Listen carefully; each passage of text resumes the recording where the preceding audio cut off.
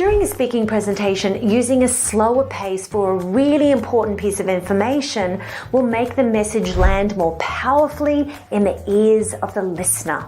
By slowing down certain points of tricky or complicated content, it'll make it much easier for your audience to really grasp the concept that you're talking about. Business analysts, also known as BAs, help to define business problems via in-depth investigation and gathering of technical and non-technical information. What? Let's try it again. Slowly. Business analysts, also known as BAs, help to define business problems via in-depth investigation and gathering of technical and non-technical information.